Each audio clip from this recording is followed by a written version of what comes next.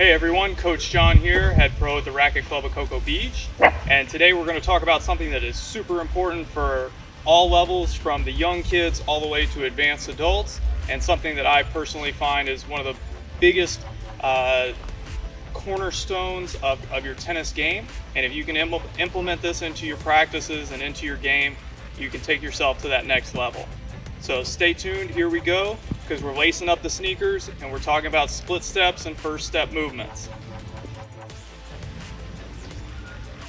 All right, so the split step is, like I said, one of the cornerstones of your should be of your tennis game.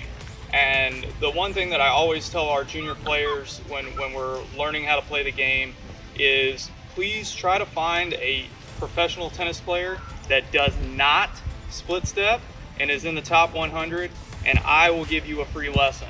And guess what? To this day, I have yet to give a free lesson because it's just that important. It trickles down at all levels, and if you look at even some of the best top juniors in the nation, you're going to see it there as well. Top college players, and obviously up to the pros. So the first question here is, what is a split step? Or what, I've heard it a different way.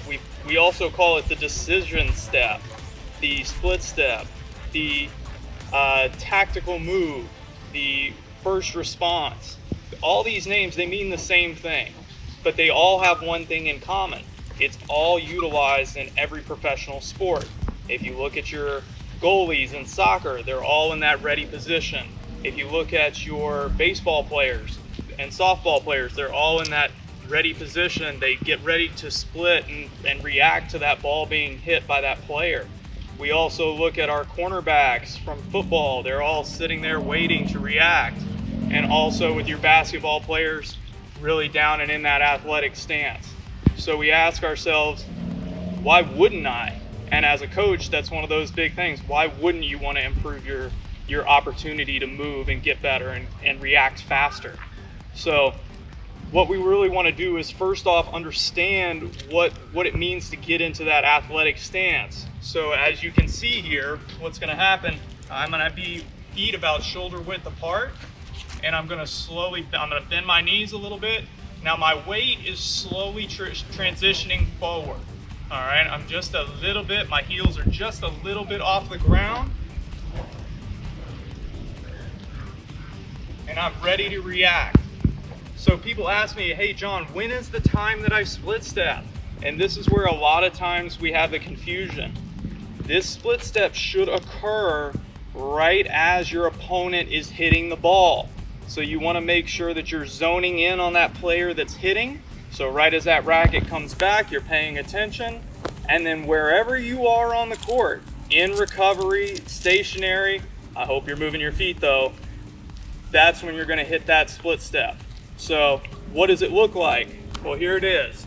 So we're going to start here, and I'm moving my feet, I'm in the point, and the ball is about to be hit, split, and react. The biggest key thing and biggest takeaway here is I like to tell people this is not a split stop, it's a split step. So make sure that it's so important that you make that first move after that split step, or your split step did nothing for you, it actually hindered you. And that's where a lot of the problems lie. So hang in there, we're gonna get some good technique here, and now we're gonna go and do some practice here at home. All right, so for the first set of drills, what we're gonna do is, as you can see, since we're all stuck in quarantine together and we're all staying at home, I know you got some extra bottles of water sitting around at home. If you don't, I hope you do. So if you don't have these great cones like this, you can always set up these bottles here, and then all of a sudden now you've got your own cones. Because what these are going to be is they're just going to be your markers, and just so that you can get into the habit of having a spot that you then react from. So you're simulating that at these cones, that's when your opponent is striking the next ball. So I also do recommend, I like to see you with your racket in hand, because it just makes it that much more real. And remember, your ready position, if you got that two-hand backhand, those hands need to be right in here, okay, right into that ready position. Or if you're that one-handed backhand, that player might be up in here with the hand around the throat. So either way, we'll demo it both ways so that you got that good experience for it. So we're gonna go moving forward first because that's always gonna be your easiest movement. So here we go.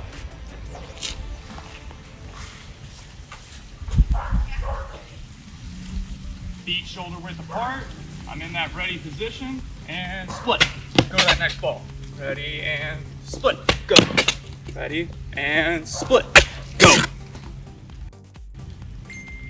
All right, now for us one-handed backhand players, this is what you're gonna look like. Again, feet moving, ready position, split, move. Ready, split, go. Split. Okay, so once you've got the hang of that one, what we're gonna do now is really start to make this more of a tennis move and not just moving forward. Moving side to side, moving forward, back, and transitioning so that you feel that change and you start to grab that muscle memory so that this stuff starts being applied in your matches. So as you can see here, I've set up 4 cones ready to go. All of them are now in an angle. Okay, so I've got my deep cone, my wide cone over here and there, and also one in front. So the way this drill plays out is what I'm going to do is split step at every cone and try to get there quickly, and then split step again, go to the next cone, split step again, go to the next cone, and then finishing back where I started. So again, all split steps, all really focusing on that ready position, and then going from there. Okay, here we go. Ready position, split. Here we go, split. Here we go, split. And split. And back to normal. So right there gives you a great feel for how you're different ways that you're gonna move through the court.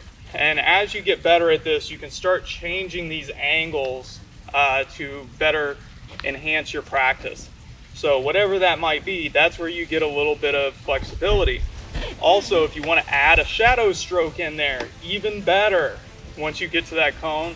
And then now you're all of a sudden practicing more stuff that's going to be applicable when you get back on the courts.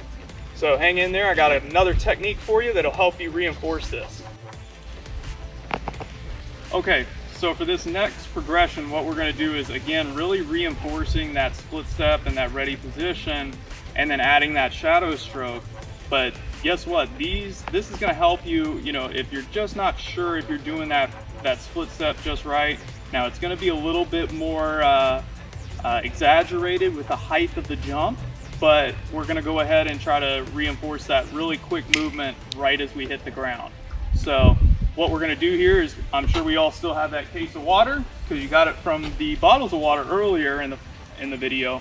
So now what we're going to do is utilize that case as a hurdle. So here we go. Here